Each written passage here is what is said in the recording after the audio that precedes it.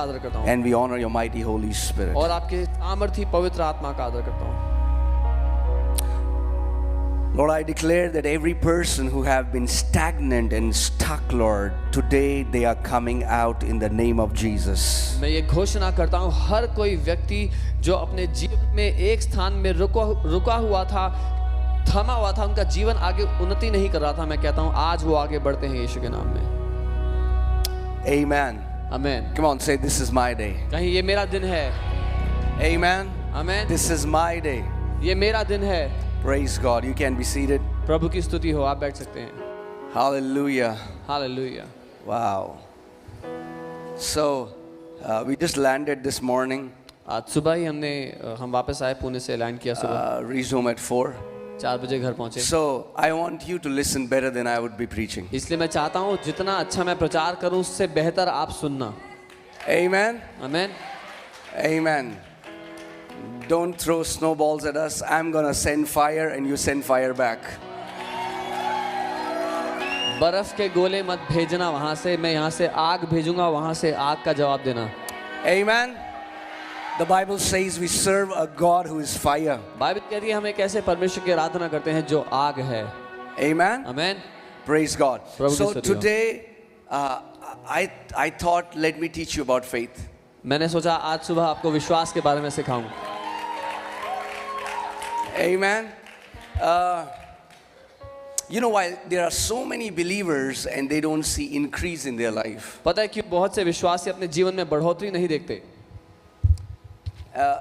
1 Corinthians 3 tells us that Paul says, I planted, Apollos watered, and God gave the increase. पहला कुरिन्थियों 3 उसमें पौलुस बताते हैं कि मैंने बीज बोया, अपोलोस ने पानी डाला और परमेश्वर ने बढ़ोतरी दी। Just planting the seed one time is not enough. एक बार बीज बो देना काफी नहीं होता। And that's why I have seen this pattern among believers who keep listening to new teachings every day.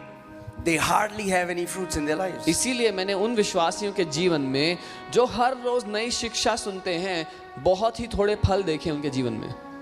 The word has to be planted and then it has to be watered again and again and again till you get a harvest. वचन का उस बीज का बोया जाना और फिर उसको बार बार दोहराया जाना, उसको पानी दिया जाना जब तक आपके जीवन में फसल ना आ जाए। Amen. So you need to hear it तो आपको उसको सुनना पड़ेगा again and again bar bar till it becomes a part of you. जब तक वो वचन आपका हिस्सा ना बन जाए। Amen. Amen. So how long will I teach it? कब तक सिखाऊंगा मैं आपको फिर ये वचन? Until you get it. जब तक आपके जीवन में ना दिख And जाए until every member of FOLJ starts to walk in victory और जब in तक Jesus' name. जब तक FOLJ का हर एक सदस्य जय का जीवन जीना ना शुरू कर दे तब तक।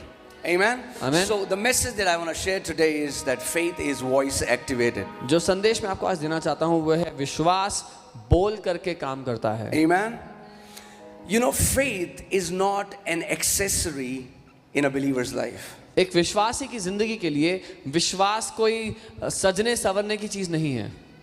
It's a necessity. वो एक आवश्यक बात है जिंदा रहने के लिए। If you want to live long, अगर आप लंबा जीवन जीना if you want चाहते to हो, walk in victory, जय का जीवन जीना if चाहते you हो, want to live an overcoming life, हर विपत्ति पर जय पाकर जीना चाहते हो, it is not going to happen by chance. तो ये गलती से नहीं होगा। You will have to possess it by faith. आपको कब्जा करना पड़ेगा उसके ऊपर विश्वास से। So there are so many believers who take their Bible as accessory. बहुत से विश्वासी अपनी बाइबल को सजने संवरने के हिस्से की तरह इस्तेमाल करते हैं। You know, like an add-on. जैसे वो जो पहनावा पहने उसके साथ कुछ जोड़ देने के लिए। Look at my Bible. देखो मेरी बाइबल को। Are you ready? तैयार हो? The word of God is a spoken thing. परमेश्वर का वचन एक बोली हुई वस्तु है। Okay, hear this. सुनना। It was spoken before it was written. इससे पहले कि वो लिखा जाता उसको बोला गया। Let me say that again. दोबारा बताता हूँ। The word of God was spoken before it was written. परमेश्वर का वचन बोला गया था इससे पहले कि वो लिखा जाता। And it was written so that it can be spoken. और वो इसीलिए लिखा गया ताकि उसको दोबारा बोला जा सके। Amen. The intent why God wanted people to write His word was so that we can speak the word as God speaks the word. जो मकसद जिस कारण से परमेश्वर ने चाहा कि उसके लोग बाइबल को लिख दें, वो इसलिए था ताकि हम लोग उस वचन को बोलने वाले बन जाएं। Amen. You know, in the beginning, when the Bible says that God breathed the breath of life in the nostrils of Adam and he became a living soul, शुरुआत में जहां लिखा है जब परमेश्वर ने आदम के नथनों में सांस को फूंका और वो जीवित प्राणी बन गया, well, in actual, if you ask a Hebrew scholar, they say that it's not written like that. It's written, man became a speaking spirit. इब्रानी लोगों से जब आप पूछेंगे, जो इब्रानी विशेषज्ञ हैं उनसे पूछेंगे, तो वो कहेंगे असल में ऐसा नहीं लिखा हुआ, असल में लिखा है कि मनुष्य एक बोलने वाली आत्मा बन गया। Amen. God is a speaking spirit. परमेश्वर एक बोलने वाली आत्मा है। Whatever God has to do, he speaks it and he brings it into creation. जो कुछ परमेश्वर करना चाहता है उसको वो बोलता है और उसकी सृष्टि वो कर देता है। Amen. Amen, amen. Whatever God wants to see, he says it. जो कुछ परमेश्वर देखना चाहता है वो उसको बोल देता है। Amen. So today I want to teach you something. I taught yesterday this in Pune about the spirit of faith. मैं आपको कुछ दिखाना चाहता हूँ जो कल मैं पुणे में बता रहा था, विश्वास की आत्मा के बारे में। It's one thing to quote a scripture from your memory. It's another thing to be possessed by the spirit of faith and then you speak it under the influence of the spirit of faith. एक वचन की आयत को रट करके बोलना एक बात है, लेकिन एक बिल्कुल ही अलग बात, एक अलग अनुभव है जब विश्वास का आत्मा आपको अपने वश में कर ले और उसके प्रभाव के अधीन आप एक वचन की घोषणा करते हैं। Amen. Amen. So you know, let's open our Bibles to 2 Corinthians 4:13. दूसरा कुरिन्थियों 4 उसका 13 देखते हैं। And it says, since we have the same spirit of faith according to what is written, और यहाँ लिखा है क्योंकि हमारे पास वही विश्वास का आत्मा है जिसके अनुसार लिखा है, I believed, मैंने माना therefore I spoke. इसलिए मैं बोला, I believed, मैं माना therefore I spoke. इसलिए मैंने बोला। We also believe हम भी मानते हैं and therefore speak. और इसलिए बोलते So हैं। there are two main ingredients of the spirit of faith. तो विश्वास की आत्मा में दो मुख्य बातें हैं, Believing मानना and speaking. और बोलना। Amen. Amen. Believing is the attitude of faith. मानना विश्वास की मानसिकता है। Come on, talk to me guys. Don't sit like this. ऐसे मत बैठना, बात करना। Otherwise I'll prefer going to other cities and not come here. नहीं तो मैं दूसरे, I don't want to preach to dead people. If you're dead, I'll go somewhere else. मैं मरे हुए लोगों को प्रचार नहीं करना चाहता। अगर आप मरे हुए तो मैं कहीं और चले जाऊंगा। Come on, are you alive? जीवित हैं? Come on, talk to me. बात करो फिर मुझसे। This should feel home. घर जैसा लगना चाहिए। Amen. Amen. This is not a religious church. ये कोई धार्मिक कलीसिया नहीं है। This is not a traditional church. ये कोई This house is for the lovers of the word of God. ये घर वचन के प्रेमियों के लिए है। Amen. Amen. So there are two main ingredients of the spirit of faith. दो प्रमुख भाग हैं विश्वास की आत्मा में, Believing, मानना, say believing, बोले मानना, and speaking. और बोलना। Say I have, we have the same spirit of faith.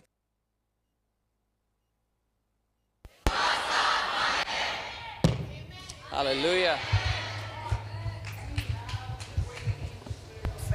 हमारे पास वही विश्वास का आत्मा है। And Apostle Paul here is quoting David. और पौलुस प्रेरित यहाँ पर दाऊद के बारे में कह रहे हैं। And he's saying that David, that young man, was possessed by the spirit of faith. और वो कह रहे हैं दाऊद वो जवान लड़का वो विश्वास की आत्मा के वश में था। Amen. Amen. That's why he was able to cut the head of giant. इसीलिए वो उस दानव का सर काट पाया। People who carry the spirit of faith, no giant will stand against them for long. जो लोग विश्वास का आत्मा अपने ऊपर लेकर चलते हैं, कोई भी दानव ज्यादा लंबे समय तक उनके सामने खड़ा नहीं रह पाएगा। I'm going to teach you such a simple principle. मैं आपको इतना आसान सिद्धांत सिखाऊंगा। It's easy, church. आसान है। Say easy. बोले आसान। All that you have to do is you believe, आपको बस ये करना है, आप मानना, and you speak. और बोलना, You believe मानना and you speak. और बोलना It's easy. आसान है. Amen. You believe what is written and you start speaking it. जो लिखा है वो मान लेना और उसको बोलना शुरू कर देना.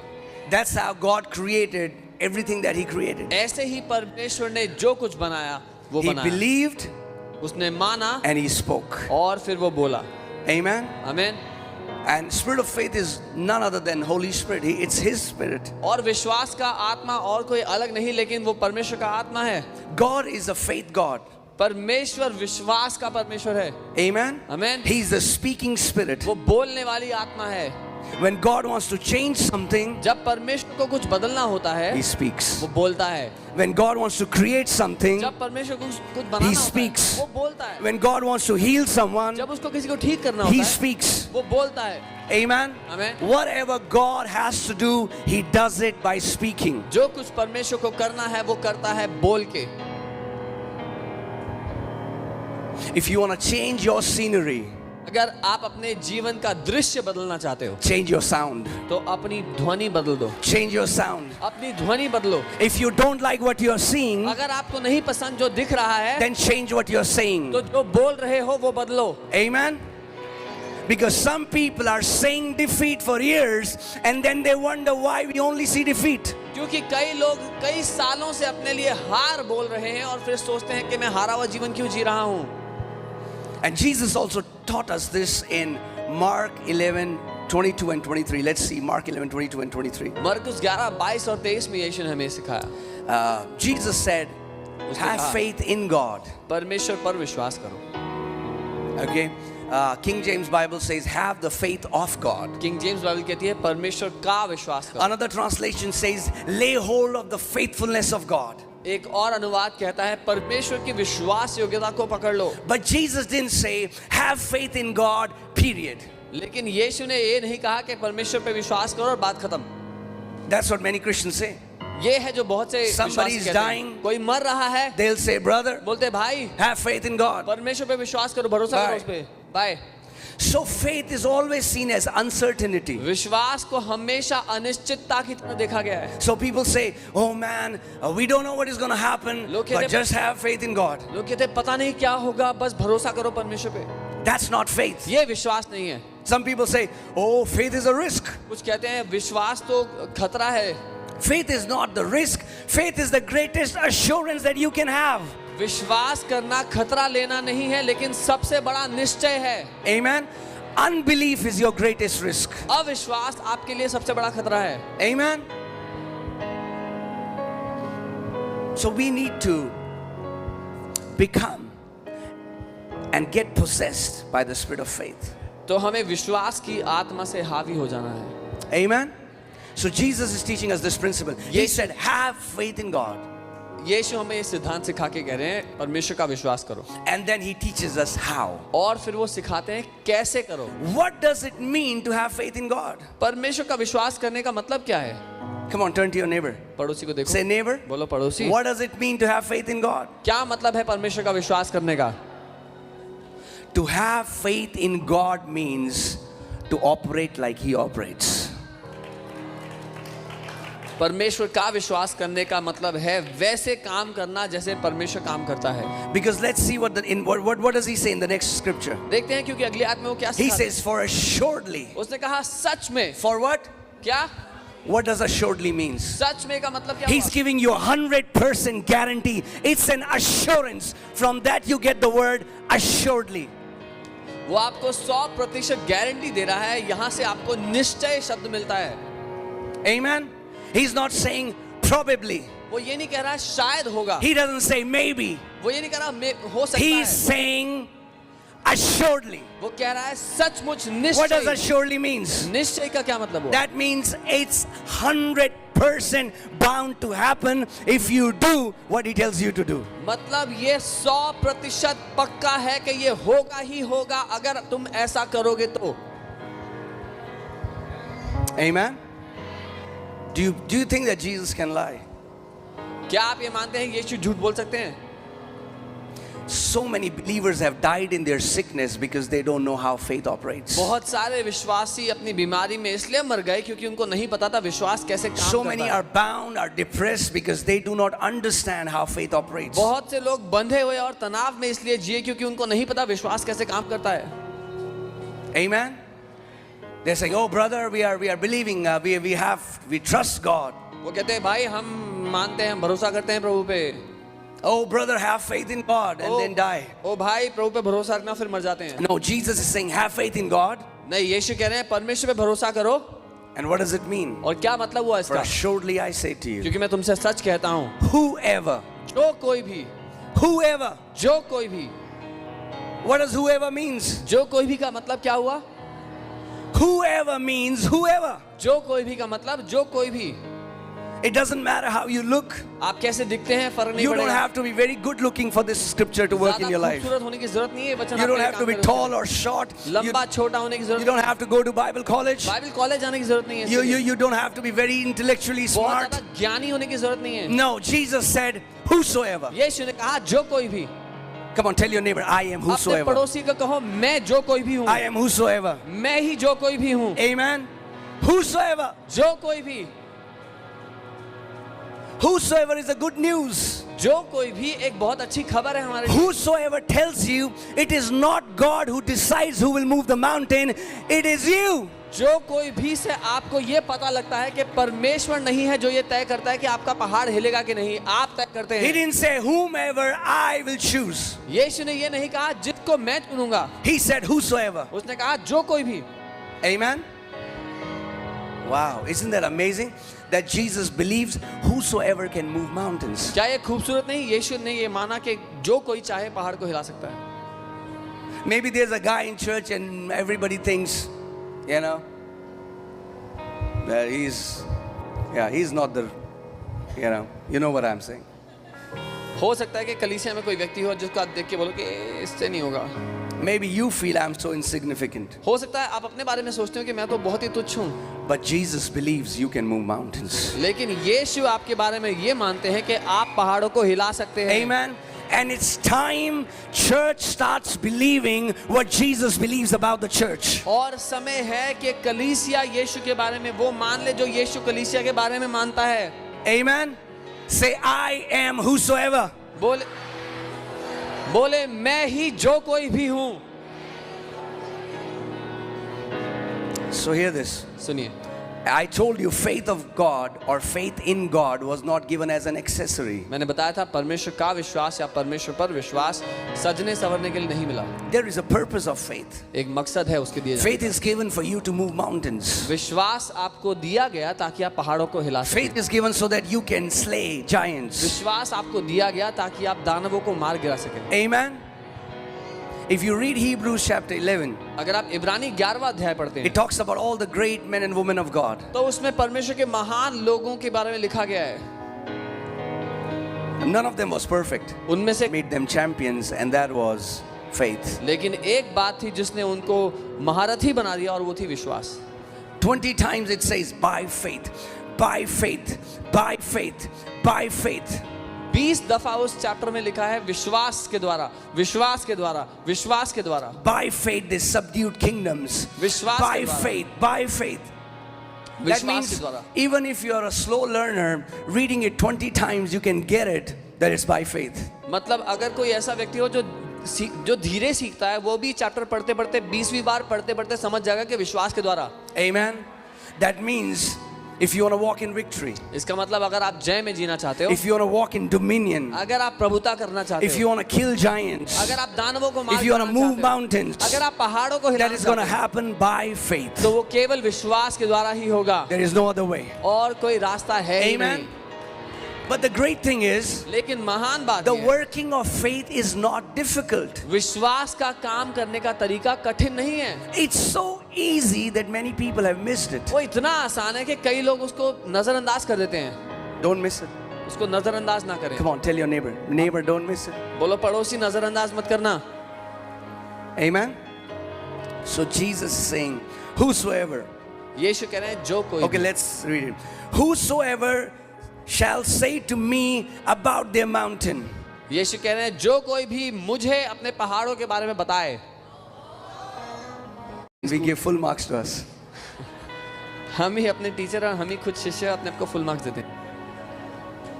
Jesus isn't saying talk about your mountain. Jesus is saying talk to your mountain. यीशु ये नहीं कह रहे कि अपने पहाड़ के बारे में बात करो, वो कह रहे हैं अपने पहाड़ से बात करो। There are so many Christians बहुत से मसीह लोग who keep talking about their mountain. अपने पहाड़ के बारे में बात करते रहते हैं। They have told everyone about how big their mountain